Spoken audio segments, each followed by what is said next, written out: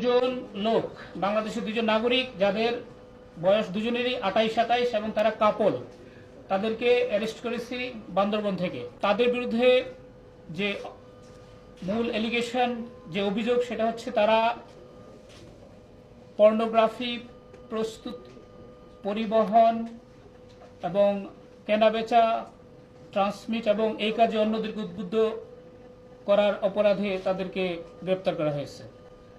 আপনারা জানেন আমাদের বাংলাদেশ সোসাইটিতে আমরা বেশিরভাগ মুসলিম এবং আমাদের প্রত্যেকেরই একটা ধর্মীয়, সামাজিক, সাংস্কৃতিক মূল্যবোধ আমরা লালন করি।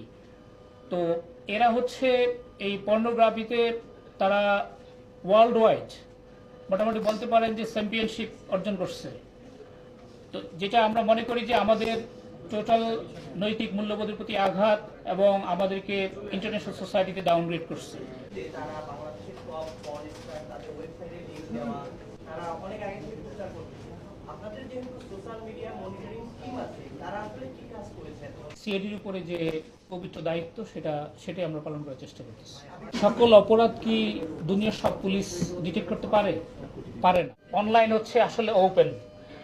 আপনার জন্য যেমন ওই আফ্রিকার একজনের যেমন আমেরিকা, সবার জন্য এটা হলো ওপেন স্পেস। তো এটাতে ইন্টারেক্ট করা কম্পারেটিভলি অনেক ইজি। এটা আমরা অস্বীকার করার উপায় নাই যে আমরা 100% এটাতে কন্ট্রোল আমরা করতে পারবো। দেখেন আইনটার নাম কি?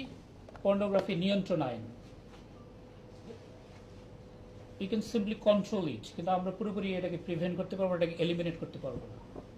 আর অনলাইন স্পেস হচ্ছে গ্লোবাল, আমরা এটা একটা পার্ট মাত্র।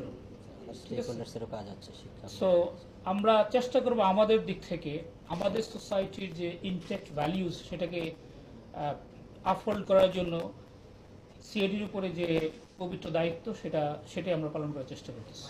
আইডিগুলো আইডেন্টিফাই করছি এবং তাদের লিঙ্ক পরিষ্কারভাবে পাওয়া গেছে। তাদের ফেসবুক আইডি, ইনস্টাগ্রাম আইডিতে তারা অ্যাবাউটে লিখে রেখেছে যে তারা বাংলাদেশের টপ পর্ন স্টার, তাদের ওয়েবসাইটে লিংক দেওয়া এবং পর্ন ভিডিওর বিভিন্ন অংশ বিশেষ তারা ফেসবুক, সোশ্যাল মিডিয়ায় তারা অনেক আগে থেকে প্রচার করতেছে। আপনাদের যেহেতু সোশ্যাল মিডিয়া মনিটরিং স্কিম আছে, তারা আসলে কি কাজ করেছেন? হয়তো এর আগেও চেষ্টা করা হয়েছে এবং সফল হতে পারে নাই, কারণ এরা হচ্ছে অপরাধ করে, প্রিভেন্ট করে এবং নানাভাবে হাইড করে।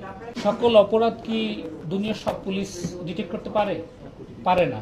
এটার সলভেবিলিটি একটা ফ্যাক্টর আছে। অর্থাৎ আমি এটা নিয়ে কখন আপনার সামনে আসবো, আজকে কেন আপনাদের সামনে আসছি? কারণ আমার সাবস্টেন্সিয়াল সাকসেস আছে, আমি অ্যারেস্ট করতে পারছি এবং তাকে একটা ক্রাইমের সাথে লিঙ্ক করতে পারছি।